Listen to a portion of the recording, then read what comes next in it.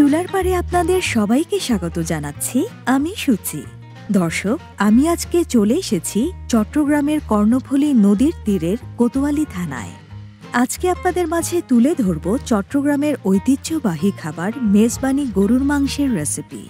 দর্শক, হবে নাকি আজকে মেজবানি গরুর মাংস? এই মেজবানি গরুর মাংসের স্বাদ ইতিমধ্যেই বাংলাদেশের বিভিন্ন জায়গায় ছড়িয়ে গিয়েছে। তাই আজকের রেসিপি আপনাদের মাঝে তুলে ধরব। আশা করছি পুরো আয়োজন জুড়ে আপনারা আমাদের সাথেই থাকবেন।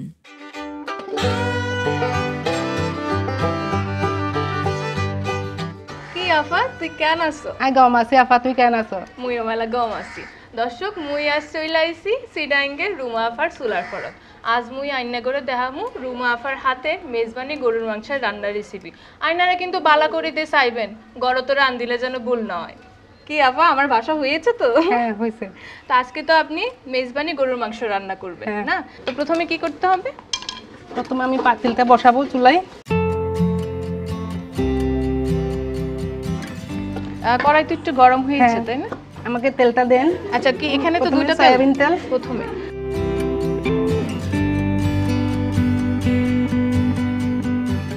আচ্ছা, তেল তো মনে হয় গরম হয়েছে। হ্যাঁ, সরিষার তেল দিয়ে দিন। এখন সরিষার তেল দিতে হবে।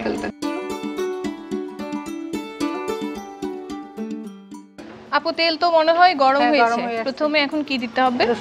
রসুন।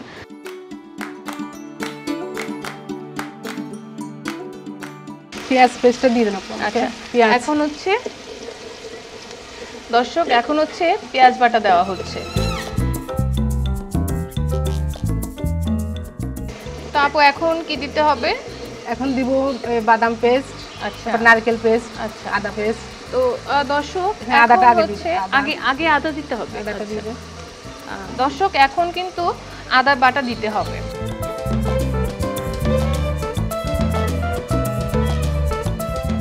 এখন কি দিতে হবে আপু? নারকেল আর বাদাম। আচ্ছা, এখানে দর্শক আপনারা দেখতে পাচ্ছেন নারকেল বাটা আর বাদাম বাটা দেওয়া আছে। এই নারকেল আর বাদাম বাটা কি দিতেই হবে? হ্যাঁ, মাংস স্বাদের জন্য আর কি। আচ্ছা, তো মেজবানে কিন্তু আপনার নারকেল বাটা আর বাদাম বাটা অবশ্যই দিতে হবে, না হলে কিন্তু আসল টেস্টটা আসবে না।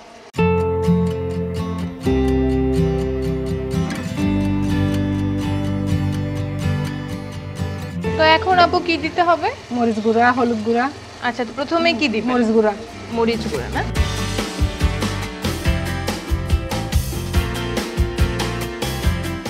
এখন কি দিবেন? হলুদ গুঁড়া। হলুদ গুঁড়ো। আচ্ছা, এটা রেখে দিচ্ছি।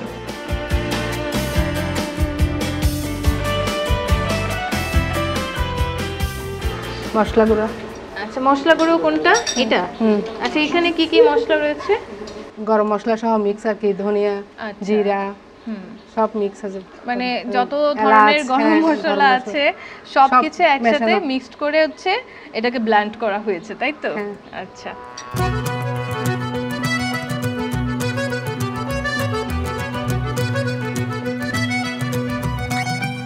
মোটামুটি 3 টেবিল চামচ হচ্ছে গরম মশলা পাউডার দেওয়া হয়েছে না? এখন কি দিবেন? পানি দিব, একটু কষিয়ে নিব, 5 মিনিট কষাবো। আচ্ছা, পানি দিয়ে 5 মিনিট হচ্ছে কষাতে হবে না? আচ্ছা,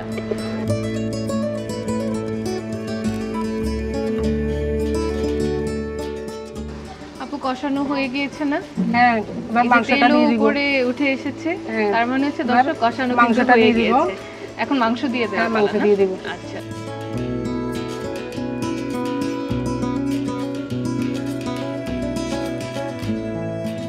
এবার লবণ দিব। এবার লবণ দিতে হবে না?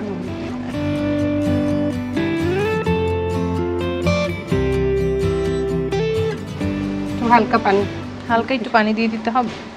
আর এখানে টমেটো কুচি রেখেছেন, এটা দিবেন না? এগুলো পরে একটু কষিয়ে তারপর। আচ্ছা,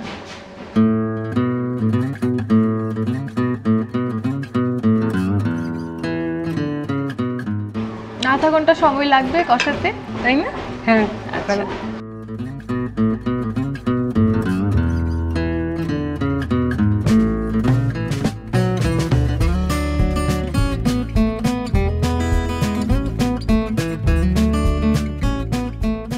আপু কষানো কি হয়েছে এখন? হ্যাঁ, হয়ে আসছে এবার। আচ্ছা, তাহলে দেখি একটু কেমন হলো।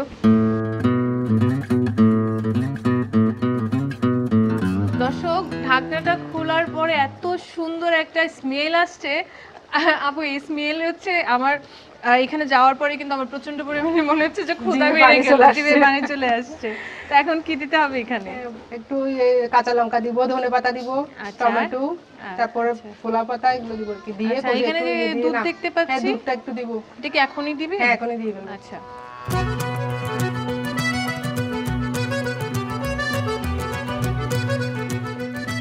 এখন কি দিবেন?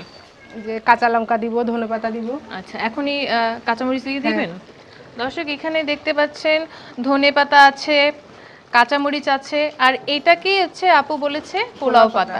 আসলে এই পোলাও পাতা কেন দিতে হবে? এটা সুগন্ধিটা ভালো আসার জন্য আর কি। ও, তার মানে এই পাতার কি স্মেল অনেক সুন্দর।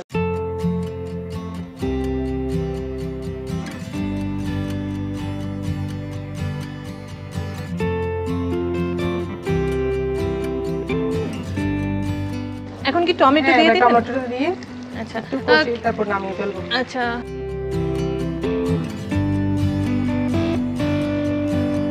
আপু এই যে মেজবানি গরুর মাংস রান্না করছেন, এটা মূলত আপনারা কি দিয়ে খেয়ে থাকেন? এটা তো সাধারণত ভাত দিয়ে খাওয়া যায় বা অনেকে পরোটা দিয়েও খায়।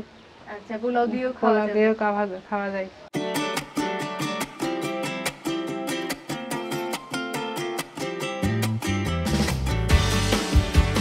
আপু হয়ে গিয়েছে না মনে হয়? হ্যাঁ, হয়ে গেছে। এবার পরিবেশন।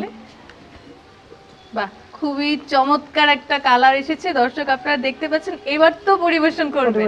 আচ্ছা, তো কিসে করবেন? তো বাটিতে। আচ্ছা,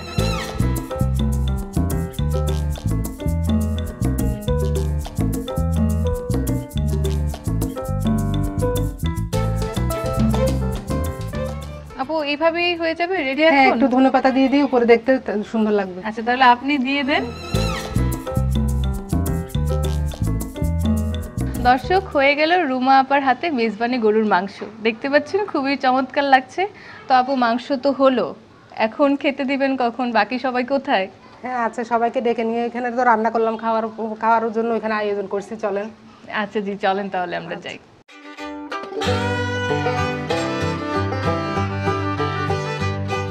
আপু, এখানে তো অনেকজনকে দেখতে পাচ্ছি, কি হয় আপনার ওনারা? এটা আমার দেবরের ছেলে, আমার ভাইয়ের বউ, দেবরের মেয়ে। তো ভাই ভালো আছেন? আছি, আপনি কেমন আছেন? আমি ভালো আছি। ভাবি, আপনি কেমন আছেন? গম আছি, অনেক কেমন আছেন? আমিও ভালো আছি। দর্শক, মনে হচ্ছে ভাবি খুব চট্টগ্রামের ভাষায় বলতে পারে। তো চলুন আপু, শুরু করা যায়।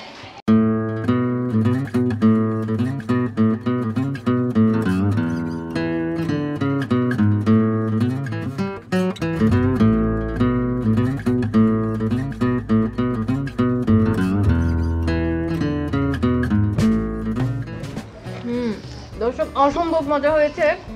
যেমন স্মেল আসছিল, আমি যতটুকু আশা করেছিলাম তার থেকে আরো অনেক বেশি মজা হয়েছে। আমি তো আজকে ধন্য এই মেজবানি গরুর মাংস খেয়ে। এর আগে কখনোই খাওয়া হয়নি, আজকে সৌভাগ্য হলো আপুর কাছে এসে খাচ্ছি, খুবই ভালো লাগছে। আপনারাও কিন্তু ট্রাই করবেন।